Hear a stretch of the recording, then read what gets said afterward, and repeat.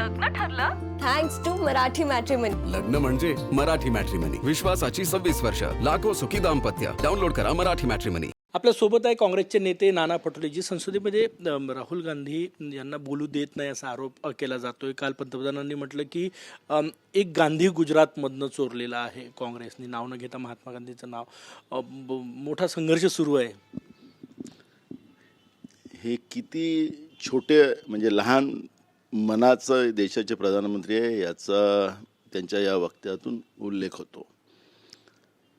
महात्मा गांधी हे देशाचे होते, ते राष्ट्रपिता देशाचे आहेत आणि त्यांना छोटंसं करणं, गुजरातपुरतं लिमिट ठेवणं म्हणजे नरेंद्र मोदींचे खरं तर क्यू येतं. ते देशाचे प्रधानमंत्री आहेत पण ते त्यांची क्यू येतं असा विचार मांडायला. आणि हास्यास्पद एक गोष्ट अशी आहे की अमेरिकेबरोबर केलेला करार, चीनचं आपल्या देशावरचं अतिक्रमण आणि अमेरिकेने यांची जी व्हिडिओग्राफी तयार केलेली आहे ज्याला अल्फिस्टीन फाईल म्हणतात, या सगळ्या याच्यामध्ये प्रधानमंत्री राष्ट्रपतीच्या अभिभाषणाचं रिप्लाय करायला लोकसभेमध्ये न येणं म्हणजे एक प्रकारचं हास्यास्पद याच्यासाठी आहे की त्याचा आरोप असा लावला जातो की काँग्रेसच्या महिला खासदार त्यांच्यावर हमला करायला येतात आणि म्हणून प्रधानमंत्री या ठिकाणी उत्तर द्यायला आले नाहीत आणि त्याच्यावर राष्ट्रपतीच्या अभिभाषणावर त्यांचं उत्तर खासदार महिला खासदार गेल्या होत्या त्यांच्या चेअरपर्यंत माननीय पंतप्रधान. त्यावेळेस नव्हतेच ना, ते सभागृहात नव्हते.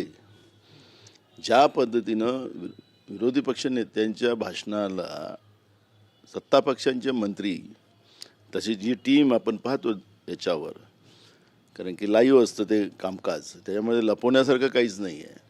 त्यामुळे त्यांनी जुन्या पुस्तकांचा आधार घेऊन नेहरूजीवर असतील, इंदिराजीवर असतील सगळे आरोप लावायचे आणि लोकसभा अध्यक्षांनी सांगावं की पुस्तकीचा आधार तुम्हाला जुन्या असतील की नवीन असतील, या प्रकाशित झालेल्या असतील तरी तुम्हाला त्याचा आधार घेता येणार नाही. म्हणजे मला काही कळत नाही की लोकसभेचे अध्यक्ष असं वक्तव्य कसं करू शकतात. कारण की आखरी लोकसभेचा अध्यक्ष हा दोन्ही बाजूच्या सभागृहांना बोलण्याची संधी, त्याच्यावरचं सरकारचं उत्तर, ही सगळी भूमिका असते. आरोप प्रत्यारोप चालत राहतात लोकशाहीमध्ये. पण याचा अर्थ असा आहे की लोकसभा अध्यक्षांनीच त्या ठिकाणी विरोधी पक्षाच्या भाषणाला अडवावं, हे खऱ्या अर्थानं देशासाठी, देशाच्या लोकशाहीसाठी एक प्रकारची कलंक लावण्याचं काम लोकसभा अध्यक्षाच्या वतीनं सुरू झालेलं आहे. महसूल मंत्री चंद्रशेखर बावनकुळे यांनी म्हटलं की काँग्रेसच्या बुद्धीची आम्हाला कीव येते ज्या प्रकारे लोकसभेत वागले. तर देश पाहत आहे, त्याच्यामुळे बावनकुळेंची बुद्धी किती आहे त्याच्याबद्दलची मला काही प्रतिक्रिया द्यायची नाही आहे. ज्याची बुद्धीच कमी असते तेच लोक अशा पद्धतीचं वक्तव्य करतात असं माझं मत आहे. जी सेनाप्रमुखांनी जे पुस्तक लिहिलेलं आहे आणि त्या पुस्तकाला ज्या प्रकाशितच झालं नाही म्हटलं गृहमंत्र्यांनी. ऐका की आता तुम्ही तेच सांगत आहे मी तुम्हाला. लोकसभेच्या अध्यक्षांनी जे काही त्यांच्या ह्याच्यातून जे काही आदेश पारित केलेत त्या चेअरवर बसून, की प्रकाशित झालेलंही असेल किंवा जुनंही असेल, ह्या पुस्तकांचा उल्लेख तुम्हाला लोकसभेत करता येणार नाही अशा पद्धतीचं त्यांनी सांगितलं. मग आतापर्यंत लोकसभेमध्ये मोदीच्या सरकारचे मंत्री किंवा त्यांचे खासदार नेहरूजीवर, कारण की नेहरूजीची बद्दलचं अपशब्द काढणं म्हणजे हा देशाचा एक प्रकारचा अपमान आहे. नेहरूजीची तुलना यांच्या सरकारचं तर अजिबात होऊ शकत नाही. त्यामुळे जे खोटे आरोप आतापर्यंत नेहरूजीवर लावले त्यावेळेस लोकसभेचे अध्यक्ष का शांत राहिलेत. म्हणून माझा मुद्दा एकच आहे की त्यावेळेसच लोकसभेच्या अध्यक्षांनी सांगितलं असतं की तुम्हाला याच्यावर बोलता येणार नाही, तर मग आपल्याला वाटलं असतं की ही न्याय प्रक्रियेमध्ये लोकसभा चाललेली आहे. म्हणजे एकतर्फा असं जे चाललेलं आहे. आणि मला काय वाटतं की मी पण गेले अनेक वर्ष, हे ज्युनियर आहेत बावनकुळे आमच्यापेक्षा, त्याच्यामुळे मी त्यांच्याशी तुलना नाही करत. मला माझा मुद्दा बाकी इतरही भाजपचे सगळे नेते टीका करतात. माझा मुद्दा आहे का त्यांना टीका केलं नाही तर नोकरी जाईल त्यांची. मोदी ज्या अडचणीत आलेत, मोदीला वाचवण्यासाठी काँग्रेसवर टीका करणे हे त्यांना जबाबदारी दिली गेलेली आहे. त्याच्यामुळे या सगळ्या व्यवस्थेला आपण समजलं पाहिजे हे देशाच्या सुरक्षेचा प्रश्न आहे. आणि सुरक्षेचा प्रश्न ते खरा आहे की खोटा आहे त्याचं उत्तर सरकारने दिलं पाहिजे. ही अभिप्रेत आहे, हे अभिप्रेत आहे, हे अभिप्रेत आहे.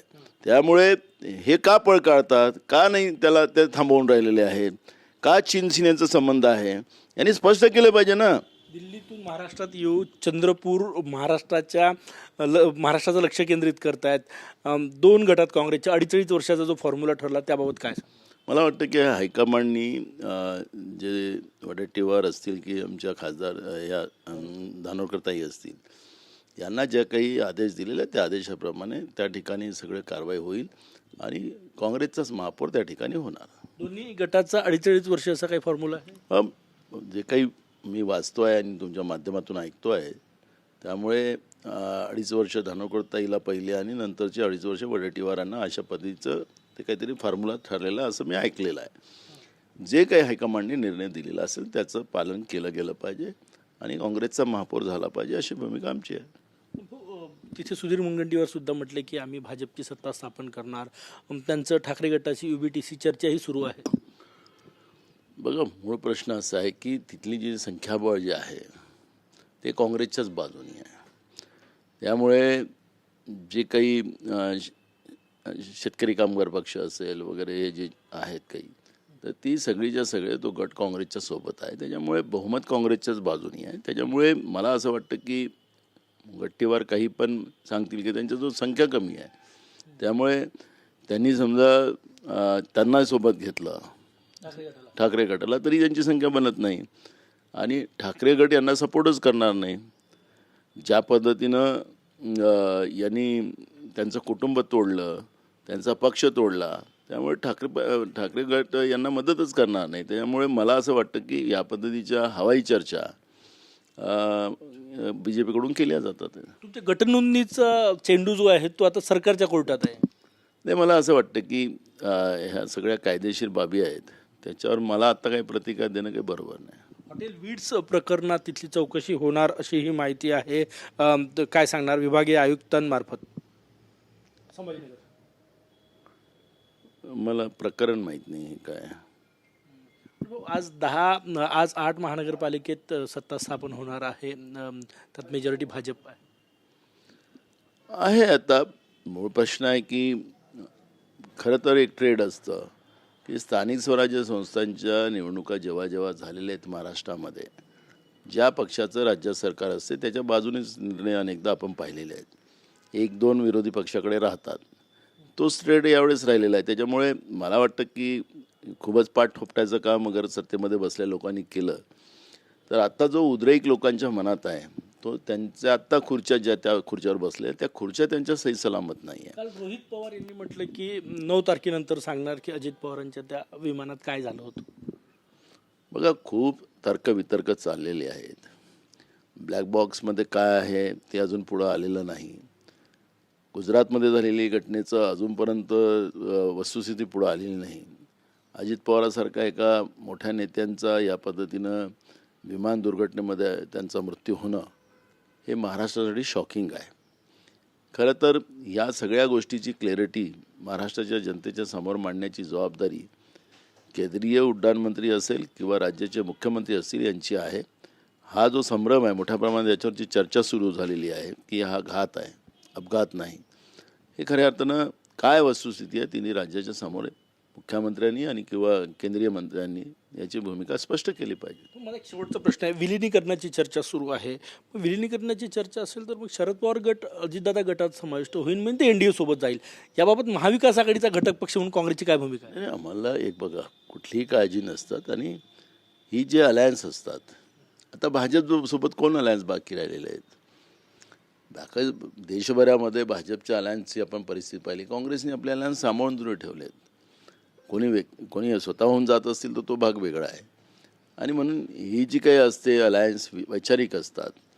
ज्याला कुठं जायचं असेल तो त्यांचा भाग असतो. त्याच्यामुळे त्याची चिंता काँग्रेसने करावी असं मला वाटत नाही. त्यांच्या पक्षाची भूमिका काय असेल पवारसाहेबांच्या आणि त्याच्यावर त्यांचा निर्णय राहू शकतो. त्याच्यावरची प्रतिक्रिया मी देणं हे काय बरोबर नाही. जसं इकडे म्हणतात की दादांचा गट विलिनीकरणासाठी जर समोर जात असेल तर भाजपला विचारायला लागेल. तसं महाविकास आघाडीचा मोठा पक्ष तुम्ही आहेत तर पवारसाहेबांनी काँग्रेसला विचारायला पाहिजे. नाही, पवारसाहेब एक मोठे नेते आहेत, जाणते राजकारणातले आहेत. त्यांनी काय निर्णय घ्यायचा तो त्यांचा आहे. त्याच्यामुळे मी पवारसाहेबांच्या बद्दलची कुठली भूमिका मांडावं असं नाही. कॅमेरामॅन सचिन सायमसह गजानन माटे, TV9 मराठी, नागपूर. लग्न ठरलं? Thanks to Marathi matrimony. लग्न म्हणजे मराठी मॅट्रिमनी. विश्वासाची 26 वर्ष, लाखो सुखी दाम्पत्य. डाउनलोड करा मराठी मॅट्रिमनी.